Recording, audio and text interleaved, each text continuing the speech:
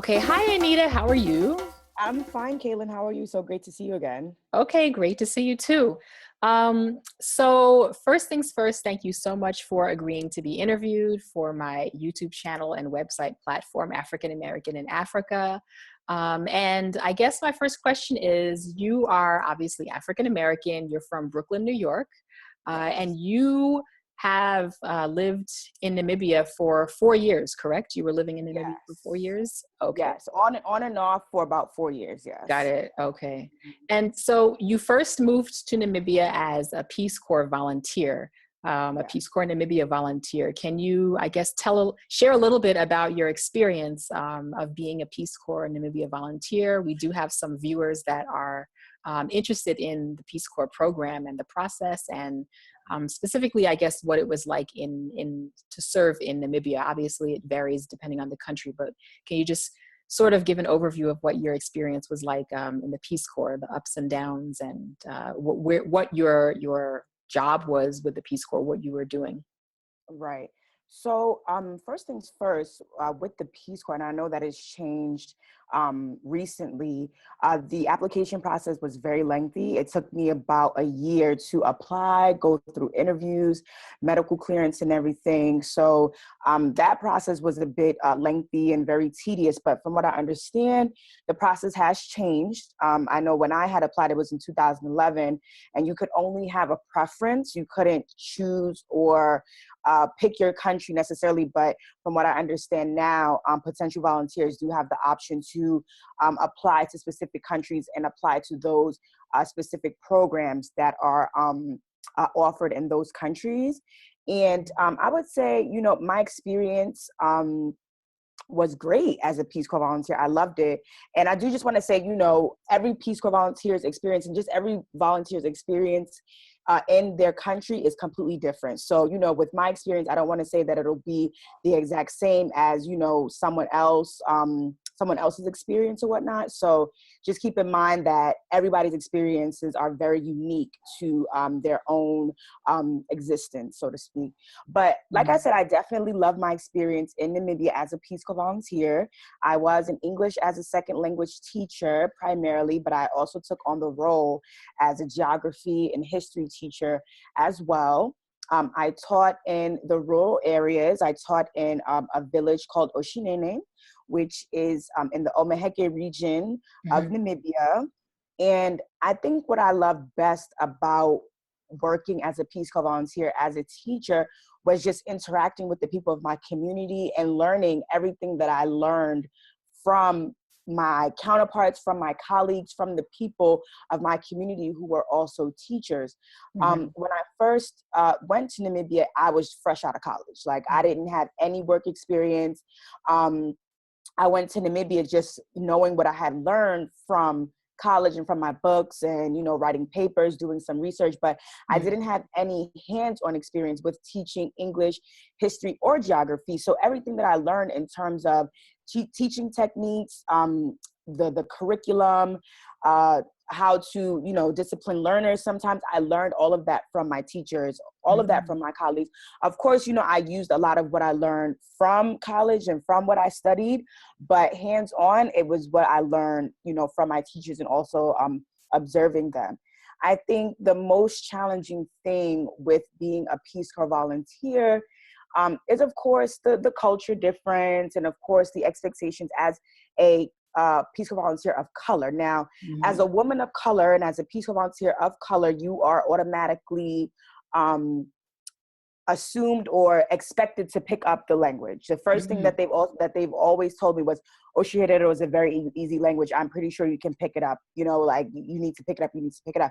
So I was always expecting. Do you mean Peace Corps expected you, or your actual, like, the Namibians expected you to? The Namibians, Okay, not Peace Corps. Peace Corps did expect us to have like a certain level of competency and understanding of the language, and they did give us assessment tests and things like that. And from what I understand, those assessment tests have become a bit more strict. And I heard now that once you get to site, you have to have a tutor. Like, before, when I was a Peace Corps volunteer, having a tutor was optional, but now it's mandatory. You have to have a tutor. So now there is a push from Peace Corps itself. Yeah, it is a push from Peace Corps Namibia itself.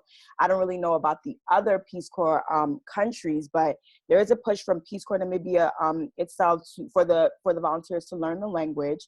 But, you know, at site, I just saw that, you know, and I was with another volunteer. She was a World Teach volunteer. So I kind of observed the differences in the way that the locals would treat us. Not to say that, you know, they would treat her better or worse, but I just saw that the expectations of me because I was Black was completely different. So, but all in all, I definitely did love my experience as a Peace Corps volunteer. So, and that was like one of the main reasons why I decided to go back to Namibia. Got it. And how was your experience colored, I guess, by your skin color?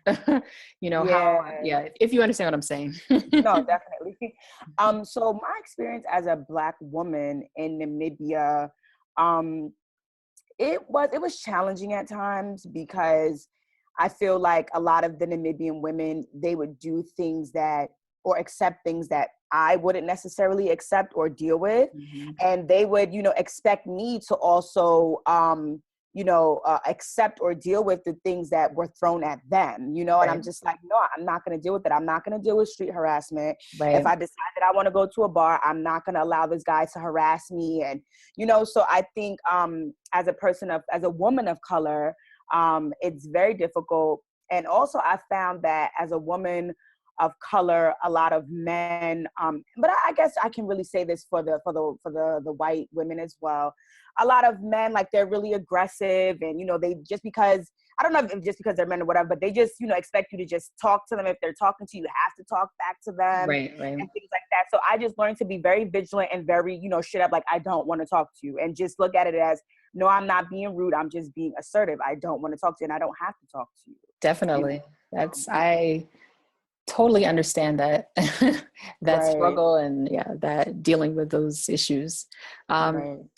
And sorry, I forgot to ask this, but I wanted to also back up and say, before coming to Namibia, what had you visited any other African nations?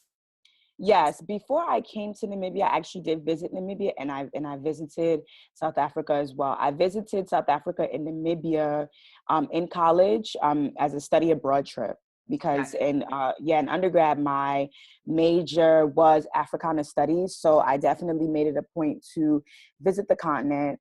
And then after the trip, we were assigned to write a thesis on whichever topic that we wanted. So I chose to focus on education before, during, and after apartheid.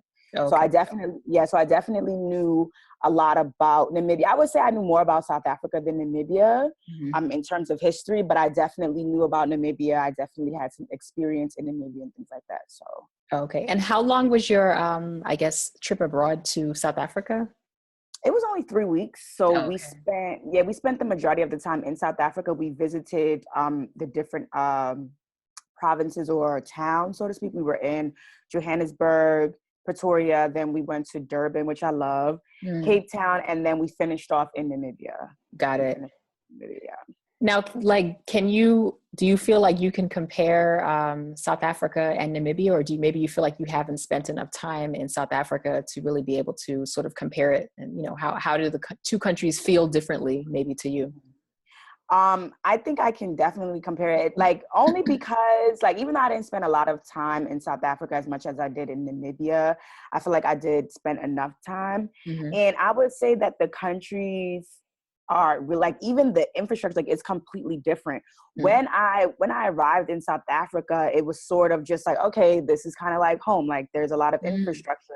There's a lot of roads, you know, there's, you know, turnpikes and roads that go this way and that way. You know, it was a lot of, it was very. There might be one turnpike in Namibia. So, and then when I came to Namibia, I'm like, when I stepped out of the airport, and this is like when I studied abroad, and, you know, coming from South Africa to Namibia, and I look, I'm like, oh my goodness, like, this is Africa, like, this is it, you know. So I feel like Namibia, as opposed to South Africa, coming from New York, has a more authentic African feel, like, in terms of the infrastructure. Like, in terms of the infrastructure and development. I can't really necessarily speak on, like, the culture, like, if the culture is more westernized, because when I was in South Africa, I didn't really, I mean, Right. I interacted with the locals, but we more so like visited museums. We were more Right. like tourists. We didn't really get to interact with locals, how I did when I was a Peace Corps volunteer. So I can't really say that, South African culture is more westernized than Namibian culture, but in terms of like the landscape and, the way that Yeah. it looks, I would definitely say that Namibia is a lot more African than, South Africa, so to Right. speak. Or the stereotype of what Africa, and maybe Right. It's what we supposed to would be, think. right. Yeah, I hear you. Like the difference is crazy. Like even like when you're on the plane, because I always like try to get a window seat when I'm like traveling. When you're on the plane, like coming from Namibia and you're going into South Africa, you can just see the difference, like just from looking out of the plane window. Like you can just see, the desert and the open space. But then it's like when you get to South Africa, like you see a lot of buildings, you see a lot of houses. There's not a lot of open space. You can definitely see the difference just from, being on the airplane. Right. Got it. Okay. So switching gears back to your life in Namibia. Mhm. So you worked with the Peace Corps and you decided that even after Peace Corps, you wanted to stay in Namibia. Can Yeah. you, talk a little bit about, how you made that happen, why you wanted to stay here versus going back to the US? Right. So the reason why I decided to continue my stay in Namibia even after the Peace Corps was because I felt like my work was not done. I felt like I wanted to do more. When I was a Peace Corps volunteer, aside from teaching, I did start 2 clubs. I did do some secondary activities, but I just felt like it wasn't enough. I also wanted to live in another town, or rather another village than where I lived as a Peace Corps volunteer. So I did apply for another teaching job in Rundu. And what happened was my principal, he assisted me in the process of obtaining a visa, of obtaining a work visa. And even that in itself was a bit difficult, but because I had the backing of my employer so hard, I was able to obtain a visa. I also did go through a private immigration agency. So I think that also helped to speed up the process with the visa a bit, because I think like if you just go to the Home Affairs, I think it would be a bit more difficult. I mean, I don't know, I've never tried it, so I can't really speak on Right. that. But And I Home did go through a Affairs private agency. for people that don't know, for people who don't know what Home Affairs is, that's like basically Namibian immigration. Immigration, Yeah. right? Exactly. So, Yeah. but I've heard horror stories about the Ministry of Home Affairs in Namibia. Definitely. So I would definitely suggest and recommend going through a private immigration agency. It may be a bit more expensive, but it is worth it. Right. I would just say, go to an agency that you trust, or find an agency that you trust. The agency that I got was actually from UK, Lynn. So, Mm. it was definitely an agency that I trusted, because you find that some of these agencies aren't even like real, like they're not even legit. So you Right. definitely have to be careful with that. So I Right. was, I was grateful that I was able to go through a private, legit agency to get my work visa Got or it. whatnot. And then what was the second part of that question? Just like, Well, so you also, aside from teaching, you decided to pretty much start, go down the entrepreneurship route. And, can you give some advice on that? Because there's a lot of conversation about, repatriation, but repatriating to the African continent with the mindset of working for yourself and being an entrepreneur. I'm kind of the mindset that entrepreneurship is not for everyone. It can be very daunting, and I think people can think entrepreneurially, but I'm not sure if everyone is cut out to especially be an entrepreneur abroad in an African nation. But you actually managed to do that. Can you talk about like what your business was, and just the process of like importing and exporting, and lessons that you learned, and any advice that you can share? right. So, one lesson that I learned straight off the bat with my business. Okay, first and foremost, I had an online boutique. Mm-hmm. So we sold bathing suits, dresses, mainly women's clothes. We're really only women's clothes: bathing suits, sunglasses, dresses, skirts, accessories, handbags, anything that you can think of. And before I decided to venture into this business, I said, hey, what does Namibians actually need? Not even what they need. What do they want? Right. What do they want? Because you Right. can still research what do they need, as far as literacy centers. But I thought to myself, what do they want? And I realized that every time I went back to Namibia, my friends, my Namibian friends would be like, Anita, what did you bring back for me? You got some sunglasses, you got some necklaces, you got some skirts, you got some dresses. Like every Right. time I came back, so I'm like, these girls, like they want American fashion looking clothes. Like this is what they want, That's So smart. I said, Brilliant. yeah, right. Yeah. Because every time I go back, they're like raiding my suitcase. Like, what do you have for us? What you got? You got some skirts. So I'm like, listen, I could start a business off of this instead of just giving my friends stuff for free. Right. I can sell this stuff and then also, sell it to the wider woman community, Namibian community. Definitely. Right. So what I did was I researched. I had to research because I knew that there was some competition. So I researched and I'm like, okay, a lot of these other boutiques, they have a similar style to Top New York Boutique. That's what I decided to name my store, was Top New York Boutique, because I wanted it to have that New York kind of feel and that American kind of feel, because that's what they really go for. But I'm like, what can Top New York Boutique have, or what can it bring that these other boutiques don't have? Right. So I decided, I said, let me have an online store. Now, online shopping is something that's really non-existent in Namibia. And I can understand why. It's because a lot of people in Namibia, they just don't trust online shopping because of scams and identity theft, which I can definitely understand. So what I first decided to do was just sell person to person. Like, I see Kaylin, oh, are you interested in these sunglasses? Just to build a rapport with customers. That's what I decided to do. So once they actually put a face to the brand, to Top New York Boutique, I said, okay, now I can launch this online store. Right. So the online store, it went very well. What I really liked about it was that, and what I really like about business in Africa in general, was that even though it's sort of like a capitalistic kind of business thing, you are still creating jobs for the people of that country. And that's what I really kept in mind. I'm like, how can I grow this company in order to not only serve customers and make money, but also allow my friends to, have a piece? How can I employ this person? How can I give jobs and, show, others like what they can also do? Right. But what I did learn with having a business, and this is, in the States, this is in Namibia, this is anywhere you go, is that when you do have a business and you do start making money, you have to save that profit. You have, like, I learned that if you do not save your profit, your business will crash immediately. It will crash. Like, if not immediately, soon enough, it will crash. So I noticed that every time I would make a sale to a customer, I would say, okay, well, I do need this money to put gas in my car. Let me just put gas in my car, and then I'll replace the money later. But I learned that no, I have to have a business account and I have to have a personal bank account, because I was also working. Those two things cannot intermingle. Otherwise, your business will crash. But I think the most important thing with having a business on the continent is just research what the community needs, what they want, and how you can separate yourself from the competition, because the competition will definitely be there. And for anyone that's looking to start a boutique, whether it's in Africa or anywhere in the world, but mainly Africa, since this platform is for, people who want to go back to Africa, I would definitely recommend the online e-commerce industry, because it's something that's new. I only saw one other boutique that had an online platform.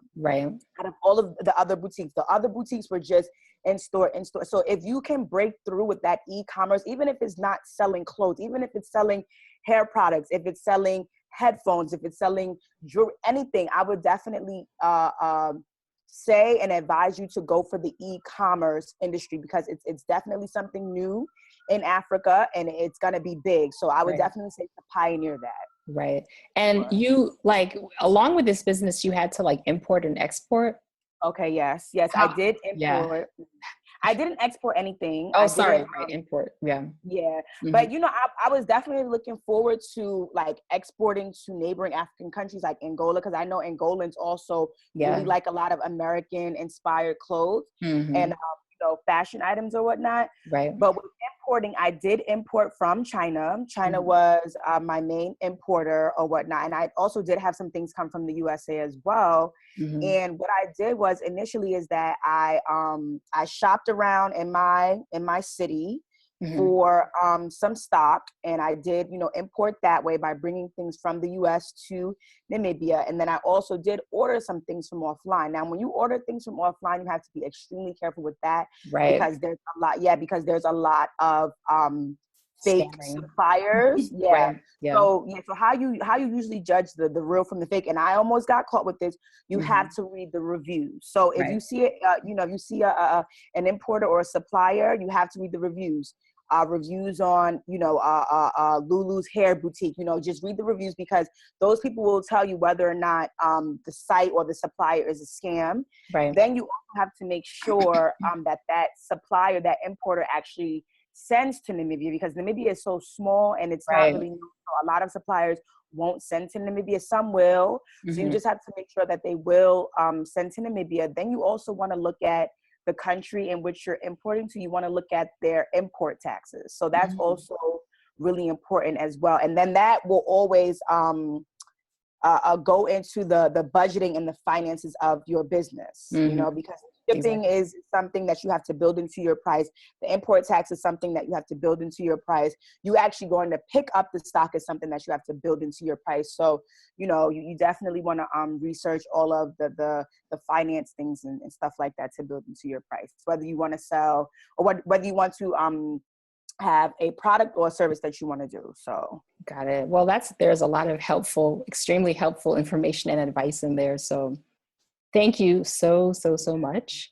You're welcome. And I guess, just the last thing on that topic is, when you compare like the idea of doing business in the US to, doing it like in Namibia, do you feel like being an entrepreneur in Namibia, is a bit like there's more opportunity, it was a bit easier to reach customers or to build a customer base or than it might be back home in the US?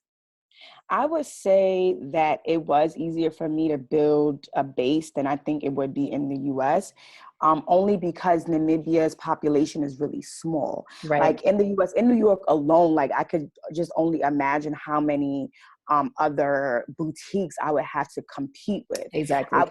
Especially with the e-commerce thing, like like only one boutique had that online store. So I think just that alone, helped me, break through with my business. Right. I think that, I think it would mostly be easier in Namibia, in Africa, because of the lack of competition. I could be wrong because I've never been to, all of the countries, but, based on Namibia, there's not a lot of competition if you are creative. If you are creative enough, you won't really find a lot of competition as much as you would in the States, because in the States there's a lot more people and we have a lot more resources. There's a lot of technology. Africa is still a little bit behind when it comes to technology. So I think to compare the two, I would say that Namibia and Africa would be a lot more easier to start a business. Got it. Okay, definitely. Now like I said, you stayed in Namibia for 4 years. You're back in New York, but you stayed in Namibia for 4 years. So you obviously really loved the country. What did you love the most about Namibia? There's always, especially for the fact that Namibia is like a lesser traveled to nation than say Ghana or South Africa. Those are always popular places that I always hear people saying they want to visit, like Ghana, Senegal, South Africa, maybe Kenya. But Namibia, is like, sort of barely off the beaten path. People either don't know about it or they just don't visit. So I mean, like, what is it that you really loved about Namibia that kept you here, especially for the fact that it is not a big populace like some of the other more visited African nations?